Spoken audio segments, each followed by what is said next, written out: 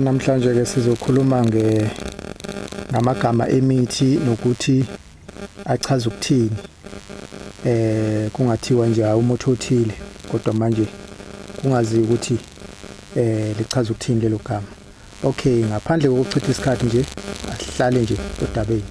Soqala ngenduku okuthiwa udlula behlezi, abanye bathi udlula behlezi.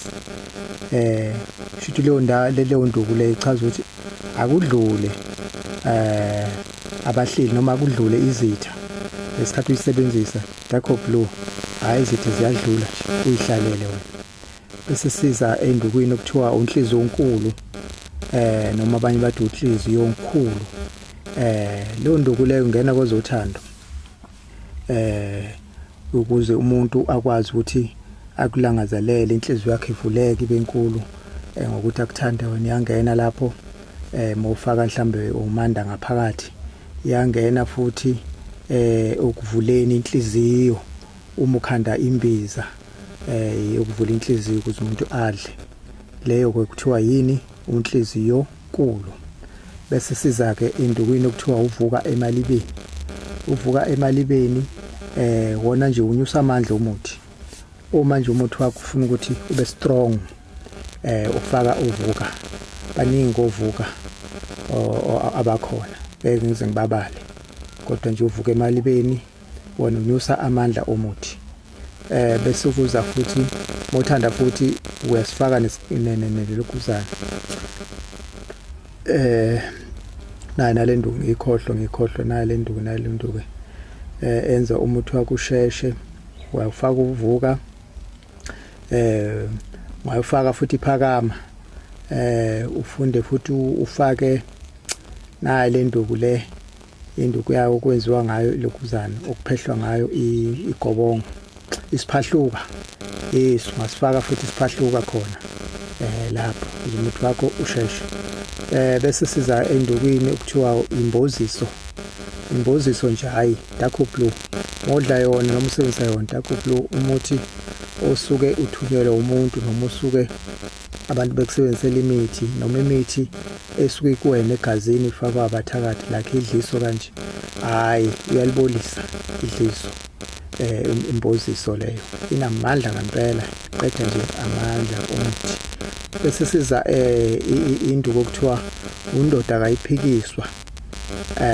Hayi leyo ndoda leyo nduku leyo yakwazi uyifaka eindukwini zecala, ocala kalithethwa labo yakwazi uyifaka leyo nduku. Bese uza induku okuthiwa unukani, okuthiwa what do you smell. Hayi leyo nduku ke inhle kakhulu ekukhipheni isichitho, yasikhipha isichitho leyo nduku okuthiwa unukani. Bese kuza induku okuthiwa udouble buy, ngesingisi kuthiwa potassium permanganate, ngesizulu kuthiwa elinye igama kuthiwa manyazini. Hayi lapho ke ngempela isebenza kakhulu ezintweni zokucupha, udabula ngempela umthakathi ibhayi. Bese kuza induku okuthiwa ubhubhubhu. Hayi leyo nduku ke dakho blue uyayikhanyisa into zakho zasethongweni, ayisali nje egobongweni, mawenza igobongo ubhubhubhu. Bese ufaka nesambulo kanjalo njalo. Bese futhi ukhona induku okuthiwa uqonsi. Leyo nduku nje hayi qinisa induku yakho wena ndoda, qinisa nje umphambili wakho manje enkonzweni, ayisheshi, iqinile futhi nayo. Ungayikha nje manje masokufanele uyigrate impela, hayi qhansi imthambo impela kuba nzima, ayigrate kalula le nduku leyana okuthiwa uqonsi. Bese uza induku okuthiwa ugobho. Ugobho kawo naye umuntu mengazali nje ufunda zona ugobho laba, uvula inzalo ugobho, wenza imbiza. Bese kuza induku okuthiwa uzeneke.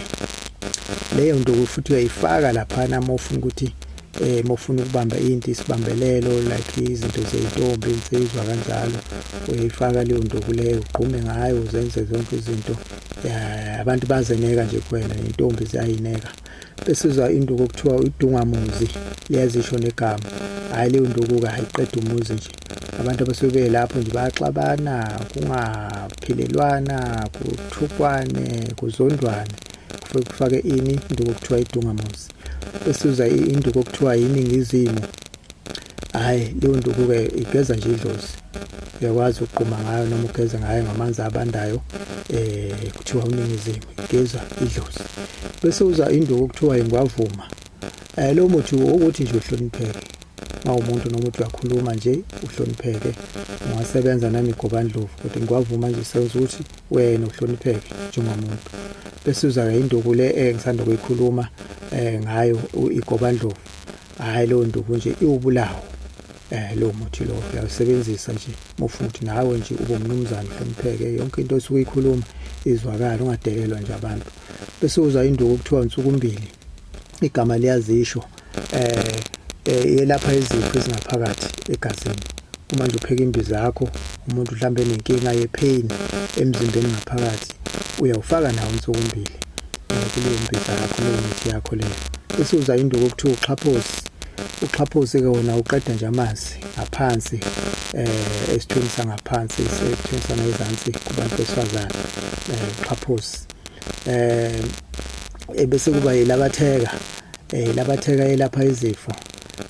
Lapha nje izifo inkomfe le abantu bathi inkomfe, lapha nje izifo la futhi bayisebenzisa ngendlela oyisebenzisa ngayo. Abanye bayifaka emanzi, bayicwece bayifaka emanzini, kuthiwa i-potato, bathi izambane abanye, African potato.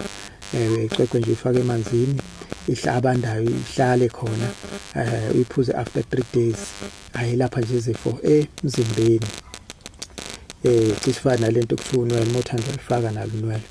Bese kubuza ifemba. Ifemba nje ukuthiwa umuthi livula inhlanhla. Ifemba izinto eziyichitho kuwena, igeze kube muhle, ivuleke inhlanhla. Bese kuza induku okuthiwa inyazangoma. Inyazangoma nje uyahlambulula ngalo, uyawuhlambulula umzimba mosenza inyazangoma, uyaqhuma ngalo, ungaphalaza futhi ngalo mothanda. Bese kuza umayisaka. Umayisaka wona ke umuthi oqinisa nje amandla. Ufuna nje ukuthi ube namandla, uyaqinisa umuthi wakho ube namandla, uyawuqinisa umuthi wakho ube namandla. Yini le enza leyo nto le umayisaka.